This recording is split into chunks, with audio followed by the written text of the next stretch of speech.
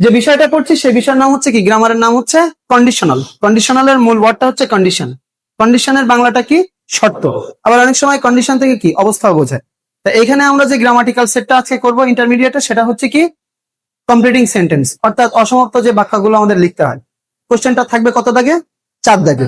কয়টা কোশ্চেন থাকবে, 10টা। শূন্যস্থান থাকবে 10টা, শূন্যস্থান 10টাই তোমাকে কি পরীক্ষার খাতায় ফিল আপ করতে হবে। এবং এই 10টা শূন্যস্থান তোমার কিন্তু আলাদা আলাদা ভাবে থাকবে। কয়েকটা সেন্টেন্স থাকবে হচ্ছে স্ট্রাকচারাল, কয়েকটা সেন্টেন্স থাকবে হচ্ছে মিনিং ওয়াইজ, আর অবশ্যই একটা যেটা পাবা সেটা হচ্ছে কি প্রোভার্ব। তো আগে আমাদের এই কমপ্লিটিং সেন্টেন্সের জন্য যেটা শিখতে হবে সেটা হচ্ছে কি কন্ডিশনাল। কন্ডিশনাল থেকে মোটামুটি হলে একটা বা দুটো প্রশ্ন কিন্তু ওখানে থাকবে, ঠিক আছে। তো সেই কন্ডিশনালটা শিখতে যে আগে আমাদের এখানে কিছু টেন্স এবং ভার্ব সম্পর্কে জানতে হবে। আর কন্ডিশনালটা মোটামুটি শুরু হয় ইফ বা হ্যাড দিয়ে। আর যে কারণে এই হ্যাডের ব্যবহারটা জানার জন্য আমাদের এখানে এই ভার্বের কি স্ট্রাকচারটা আগে শিখে নিতে হবে। দেখো আমি এখানে আগে কিছু ভার্ব লিখেছি, present, past and past participle, যেটাকে আমরা মোটামুটি ভার্ব 1, ভার্ব 2 বা ভার্ব 3 বলে থাকি। আমাদের একটা খুব নন অর্থাৎ পরিচিত ভার্ব এখানে লিখেছি, যেটা হচ্ছে কি গো। প্রেজেন্ট ফর্ম হচ্ছে কি গো, পাস্ট ফর্ম কি ওয়েন্ট, আর পাস্ট পার্টিসিপল ফর্ম হচ্ছে কি গান। এখন আমরা যদি বি ভার্বটা লিখি, তাহলে বি ভার্ব যদি আমরা ভার্ব 1 বা প্রেজেন্ট ফর্মে ধরি, তাহলে আসে হচ্ছে কি অ্যামিজার।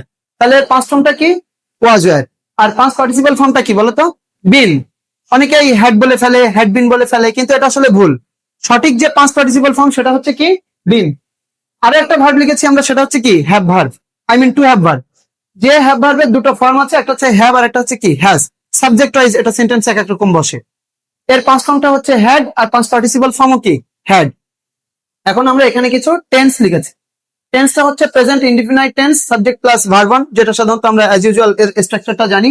পাস্ট টেন্স হচ্ছে subject plus verb 2, present perfect হচ্ছে subject plus have plus verb 3, past perfect হচ্ছে subject plus had plus verb 3। আর একটা টেন্স আমাদের লাগবে, সেটা হচ্ছে ফিউচার ইনডিফিনাইট, সেটা হচ্ছে subject plus will plus verb 1। এবার আমরা এই টেন্সের স্ট্রাকচার অনুযায়ী এবং এখান থেকে কিছু ভার্ব নিয়ে আমরা কিছু সেন্টেন্স লিখবো, খুব সংক্ষিপ্ত শর্ট সেন্টেন্স। দেখবো যে সেগুলো কারেক্ট আছে কিনা, সেন্টেন্সটা আমাদের সাবজেক্টের পরে সেই ভার্বটা বসছে কিনা সঠিকভাবে।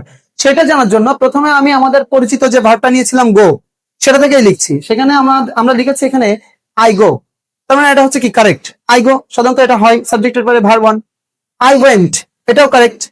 I have gone, present perfect tense, তাহলে এটাও কারেক্ট। আই হ্যাড গন, এটাও কারেক্ট। আই উইল গো, এটাও কারেক্ট। এবার আমরা বি ভার্ব এবং হ্যাভ ভার্বের ব্যবহারগুলো দেখবো যে আমাদের কারেক্ট আছে কিনা। প্রথমে আই অ্যাম, এটা correct. I was, correct. I have been or I have been, এটা কারেক্ট। একটা হচ্ছে প্রেজেন্ট পারফেক্টের, আর একটা হচ্ছে কি পাস্ট পারফেক্টের, গুড। আর একটা হচ্ছে আই উইল বি, এটা হচ্ছে ফিউচার ইনডিফিনাইট। এবার আমরা হ্যাভ হ্যাজ এর ব্যাপারটা দেখবো, I have, I had, I had had. আসলে এটা আমাদের কনফিউশন থাকে যে আই হ্যাড হ্যাড এটা কারেক্ট আর ইনকারেক্ট। তাহলে আমরা এতদূর পর্যন্ত জানলাম যে এটাও কি কারেক্ট, এবং কোন টেন্স অনুযায়ী কারেক্ট, এটা হচ্ছে পাস্ট পারফেক্ট টেন্স অনুযায়ী কারেক্ট, তাই না? কারণ এখানে স্ট্রাকচারের সাবজেক্টের পরে একটা হ্যাড বসছে, আর হেডের আবার পাস্ট পার্টিসিপল হচ্ছে কি হ্যাড, সে কারণে ওখানে আই হ্যাড হ্যাড, তাহলে এটাও কি কারেক্ট। এটাই আমি তোমাদেরকে মোটামুটি আগে একটু কি শিখিয়ে নিলাম। তাহলে আমরা কন্ডিশনালে প্রথম আলোচনায় যেটা জানবো সেটা হচ্ছে কন্ডিশনাল কয় প্রকার। কন্ডিশনাল মোটামুটি হচ্ছে 3 প্রকার, first conditional, second conditional and third conditional.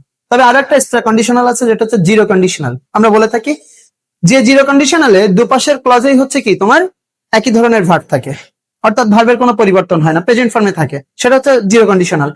আর বাকি যে 3টা আছে, ফার্স্ট কন্ডিশনাল, সেকেন্ড কন্ডিশনাল এবং থার্ড কন্ডিশনাল, সেখান থেকে আমরা প্রথম যেটা ফার্স্ট কন্ডিশনাল সেটা শিখছি।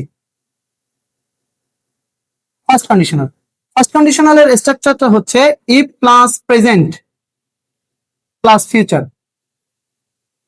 If plus present plus future, সবাই আমার সাথে বলো, if plus present plus future. আবার বলো, if plus present plus future. এটা কিন্তু মনে রাখতেই হবে। এবং এইটার স্ট্রাকচারটা এখন আমরা জানবো যে ইফ প্লাস আমরা প্রেজেন্ট, দেখো প্রেজেন্টের স্ট্রাকচারটা এখানে লেখা আছে subject plus verb 1, subject plus verb 1। এবং যখন আমার একটা কমপ্লিটিং সেন্টেন্স থাকবে, যখন আমার প্রশ্ন থাকবে, তখন শুধু এই অংশটুকু দেওয়া থাকবে।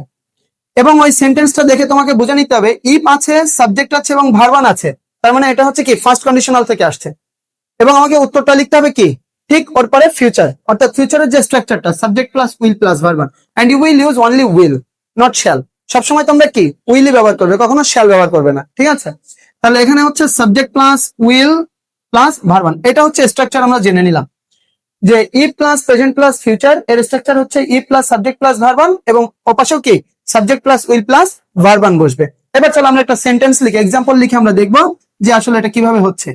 ইফ হি কামস, এরপর শূন্যস্থান আছে, ইফ হি কামস, যদি সে আসে, বাংলাটা বলতে হবে। এর মধ্যে আরেকটা কথা আছে, ফার্স্ট কন্ডিশনাল মানে হচ্ছে কিছুটা সম্ভাবনা আছে, সেকেন্ড কন্ডিশনাল মানে, ফার্স্ট কন্ডিশনাল মানে সম্ভাবনা আছে, সেকেন্ড কন্ডিশনাল মানে কিছুটা সম্ভাবনা, আর থার্ড কন্ডিশনাল মানে টোটালি কোনো সম্ভাবনা নাই, এই টাইপের বোঝায়। তাহলে এখানে দেখো কিছুটা সম্ভাবনার ক্ষেত্রে ইফ হি কামস, যদি সে আসে, যদি সে আসে। আমি কিন্তু আগেই বলেছি, কন্ডিশনাল শুরু করার আগেই বলেছি যে তোমাকে সব সময় কমপ্লিটিং সেন্টেন্সটা করতে হবে কিভাবে, মিনিংটা কিন্তু সামঞ্জস্য অর্থাৎ ঠিক রাখতে হবে। আমার সামনে কতটুকু অংশ আছে, মাঝখানে একটা গ্যাপ আছে, পরে আমার আরেকটা বাক্যাংশ লেখা আছে, তিনটার সাথে কিন্তু কথার কি যথার্থ থাকতে হবে, অর্থাৎ মিনিংফুল হতে হবে, তারপরে একটা বাক্য লিখতে হবে। এখন ইফ হি কামস, যদি সে আসে, আই উইল কিল হিম, আমি তাকে হত্যা করব, এটা কি কারেক্ট হবে? না। তোমার স্ট্রাকচার ওয়াইজ এটা কারেক্ট হচ্ছে, কিন্তু অর্থের দিক থেকে কিন্তু এটা কারেক্ট হচ্ছে না। তাহলে যে কোনো একটা সেন্টেন্স হয়তো সামনে আছে, তারপরে তোমার এটা দিয়েছে, অর্থাৎ if he comes I will go, যদি সে আসে আমি যাব। If he comes I will meet, আমি দেখা করব, যদি সে আসে আমি দেখা করব। ঠিক এই বাক্যাংশে তোমাকে লিখতে হবে। তাহলে স্ট্রাকচারটা কি দেওয়া আছে, প্রথমে সাবজেক্ট নিচ্ছি আই, এরপর উইল এর ব্যবহার নিচ্ছি, এরপর গোর ব্যবহার নিচ্ছি, অর্থাৎ if he comes I will go, if he comes I will গো। ঠিক আছে, চলো আর একটা স্ট্রাকচার এক্সাম্পল দেখি।